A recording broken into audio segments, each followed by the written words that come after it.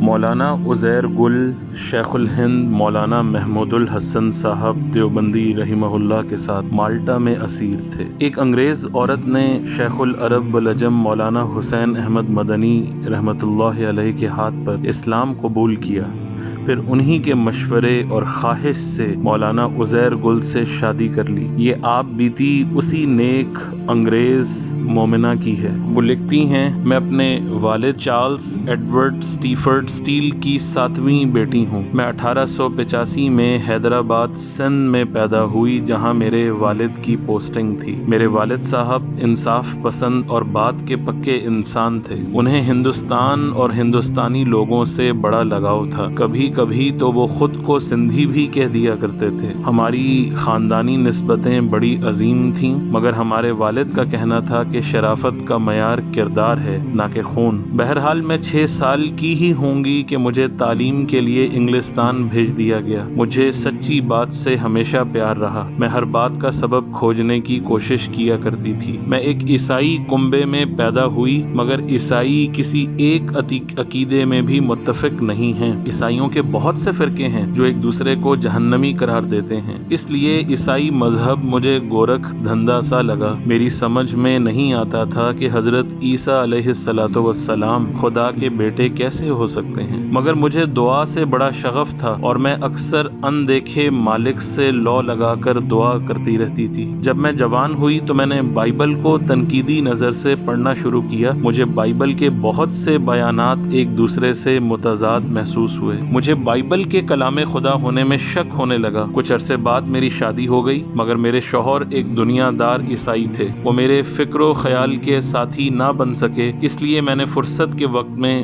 فلسفی کا مطالعہ کرنا شروع کر دیا، مگر ان خیالی بھول بھلائیوں سے مجھے کچھ نہ ملا۔ انہی دنوں میں اپنے والد کے پاس ہندوستان آئی۔ میری 12 سالہ لڑکی اور 10 سالہ لڑکا میرے ساتھ تھے۔ یہاں مجھے ہندوؤں کے وید پڑھنے کا موقع ملا۔ مجھے وید پڑھنے سے بڑی تسکین ملی۔ مجھے محسوس ہوا کہ وہ چیز مجھے مل گئی جس کی مجھے تلاش تھی۔ ویدانت کے مطالعے نے مجھے ہندو دھرم کے قریب کر دیا۔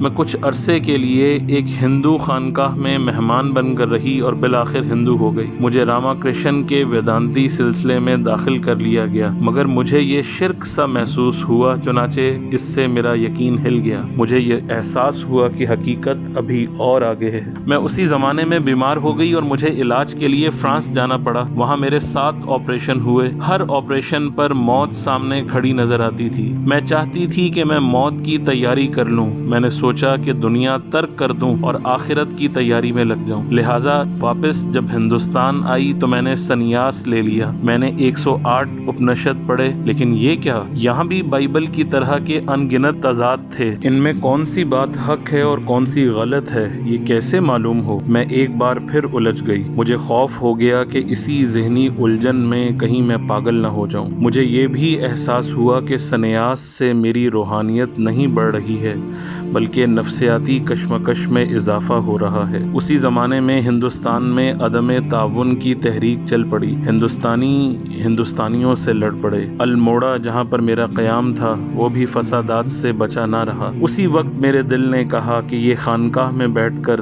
دھیان گیان کا وقت نہیں ہے، بلکہ باہر نکل کر زخمیوں اور دکھیوں کی مدد کرنے کا وقت ہے۔ میں نے اپنے ہندو گرو جی سے یہ بات کہی، مگر انہوں نے کہا کہ ہم لوگ دنیا دار نہیں ہیں۔ تم جن باتوں کے کرنے کا کہہ رہی ہو وہ سیاست کی باتیں ہیں، ہم ان باتوں میں نہیں پڑتے۔ مجھے ان کے سوچنے کے اس انداز پر حیرت ہوئی۔ میں تو انہیں ان کی آشرم چھوڑ کر زخمیوں کی مدد پر آمادہ نہ کر سکی، مگر خود ان کے آشرم سے نکل آئی۔ میں نے زخمیوں، مریضوں اور دکھی دلوں کی امداد کرنا شروع کر دی۔ اس سے میرے دل کو چین ملا اور میں نے طے کیا کہ روحانی ترقی انسانیت کی خدمت کے ذریعے ہی ہو سکتی ہے، آشرم اور خانقاہی زندگی سے نہیں۔ چنانچہ میں نے ایک آشرم کھولنے کا فیصلہ کیا جس میں نوجوان لڑکوں کی اخلاقی تربیت کی جائے۔ اس آشرم میں نے ہندو مسلمان کی قید نہیں رکھی۔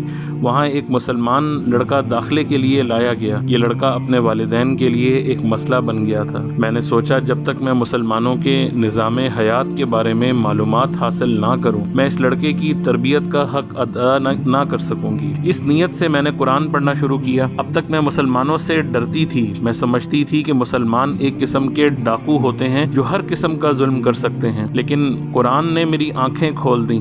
یہ تو سراسر حق تھا اور دل میں اترتا چلا جاتا تھا۔ یہ عملی ویدانت تھا، یہ عملی بائبل تھی۔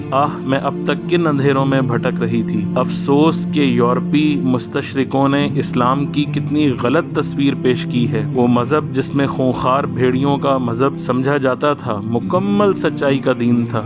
میرے خدا، میں اب کیا کروں؟ میں نے تو ساری زندگی ضائع کر دی۔ میں نے سوچا میں ہندو ہی رہوں یا ہندو مت کو چھوڑ دوں۔ میں نے راہبانہ زندگی اختیار کر لی تھی۔ یہ ایک طرح کی موت تھی۔ قرآن مجھے زندگی کی طرف بلا رہا تھا، ایسی زندگی کی طرف جو آخرت کی زندگی کی بنیاد بنتی ہے۔ مگر مشکل یہ تھی کہ میں ایک مقدس آشرم کی راہبہ تھی۔ لوگ مجھے پیار سے ماں کہتے تھے۔ میں مسلمان ہو جاؤں گی تو دنیا کیا کہے گی؟ مگر مجھے اپنی روح کو خلجان سے بچانا تھا۔ میں نے لوگوں کے کہنے کی پرواہ نہ کی۔ میں نے مسلمان ہونے کا اعلان کر دیا۔ میرے گرو بھائی بڑے دہشت زدہ ہوئے، مگر میں نے انہیں خلوص سے بتایا کہ اصل ویدانت یہ ہے جو میں قبول کرنے جا رہی ہوں۔ میرے گرو بھائی نے کہا کہ یہ کام مسلمان ہوئے بغیر بھی جاری رہ سکتا ہے۔ ویدانتی رہ کر بھی تم قرآن کی راہ اختیار کر سکتی ہو۔ یہ بھی ویدانت کا ایک سلسلہ ہی ہوگا۔ لیکن یہ بات میرے دل میں نہ اتر سکی۔ میں سمجھ رہی تھی کہ راما کرشن نے حقیقت کا راستہ اختیار نہیں کیا تھا، بلکہ وہ خود ان کے ذہن کی اپج اور ایک بھرم تھا۔ ہو سکتا ہے کسی نام نہاد صوفی نے انہیں یہ بھرم دلایا ہو۔ میرے ہندو دوستوں نے مجھ سے کہا کہ میں اپنے آپ کو مسلمان نہ کہوں تو وہ مجھے آگرہ میں راما کرشن مشن کا مہنت بنا دیں گے، مگر مجھے دنیاوی لالچ نہ تھا، مجھے روح کے آرام کی ضرورت تھی، اس لیے میں نے ان کی بات کو رد کر دیا۔ اب ایک اور مشکل پیش آئی۔ مسلمانوں نے مجھے مسلمان ماننے سے انکار کر دیا۔ وہ کہتے تھے یہ ہمیں ہندو بنانے کے لیے نیا روپ دھارن کر رہی ہے۔ میں خود شبہ میں پڑ گئی۔ میں قرآن کو اپنا ہادی اور رہنما مان رہی تھی، تو کیا یہ بات مسلمان ہونے کے لیے کافی نہ تھی؟ اپنے دل کی بے قراری کو دور کرنے کے لیے میں دیوبند گئی۔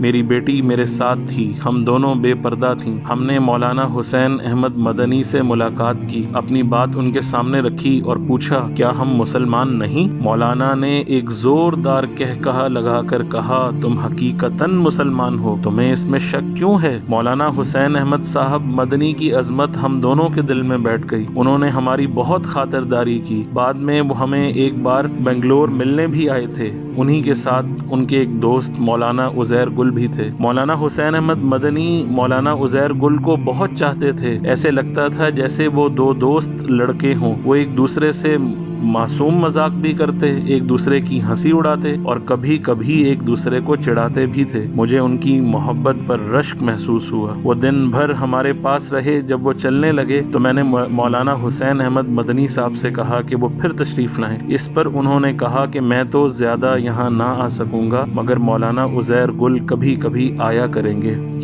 چنانچہ مولانا عزیر گل صاحب آتے رہے۔ میں ان سے پردے اور دوسرے مسائل پر بلا جھجک بات چیت کرتی رہی۔ شروع میں یہ سمجھتی تھی کہ یہ مسلمان مولوی بہت تنگ نظر ہوتے ہیں، مگر بعد میں پردے کی حقیقت جب مجھ پر کھلی تو میں ان کی وسعت نظر کی قائل ہو گئی۔ یہاں میں اسلام کے مطالعے میں لگی ہوئی تھی کہ اچانک میرے شوہر کا خط آیا کہ اگر میں فوراً انگلینڈ نہ واپس آئی تو وہ مجھے خرچ دینا بند کر دیں گے، بچوں کی تعلیم کا خرچ مجھ سے وصول کریں گے اور مجھ سے تعلق توڑ لیں گے۔ اس پر مجھے تعجب ہوا نہ افسوس۔ میں مسلمان ہو چکی تھی، اب میں کسی عیسائی شوہر کی بیوی کیسے رہ سکتی تھی؟ رہا رزق کا معاملہ تو یہ اللہ کی دین ہے، کم یا زیادہ ملے گا تو صحیح۔ مولانا عزیر گل صاحب کو جب یہ بات معلوم ہوئی تو انہوں نے میرا ہاتھ تھامنے کی پیشکش کو قبول کر لیا۔ میں جانتی تھی کہ ان کے یہاں غربت ہے، افلاس ہے، پردہ ہے، مگر میرے لیے تو یہی اللہ کی پسندیدہ جگہ تھی۔ مولانا عزیر گل کے گھر میں مجھے زندگی کی حقیقی راحت ملی۔ وہ انتہائی شریف اور مہربان شوہر ثابت ہوئے۔ یوں بھی وہ سید ہیں اور انہوں نے سیادت کی لاج رکھی ہے۔ ان کے آباء و اجداد عرب سے افغانستان اور افغانستان سے ہندوستان آئے تھے، اور راہ حق کی مسافرت میں مشرق و مغرب کے لیے ہماری راہ ایک تھی، ہماری منزل ایک تھی، ہماری روحیں ہم آہنگ تھیں۔ ہم دونوں اللہ کے پیارے نبی صلی اللہ علیہ وآلہ وسلم کے بتائے ہوئے رستے پر چلنے کا ارادہ لے کر اٹھے تھے۔ مجھے خوشی ہے کہ اس راہ میں میری بیٹی، میرا بیٹا اور میرا بھائی سب مجھ سے ہمدردی کرتے رہے۔ انہوں نے مجھے حق کی راہ میں قدم بڑھانے سے ہرگز نہیں روکا۔ میری زندگی کا ایک سفر ہے، وہ برسوں کی محرابوں سے گزر کر اسلام کی حسین وادی میں ختم ہو رہا ہے۔ مسز عزیر گل جو ایک انگریز نو مسلم خاتون تھیں، ان کا یہ آرٹیکل لکھنؤ سے شائع ہونے والے ایک رسالے الفرقان میں چھپا اور اس کے بعد لاہور سے شائع ہونے والے ایک میگزین ایشیا میں چھپا۔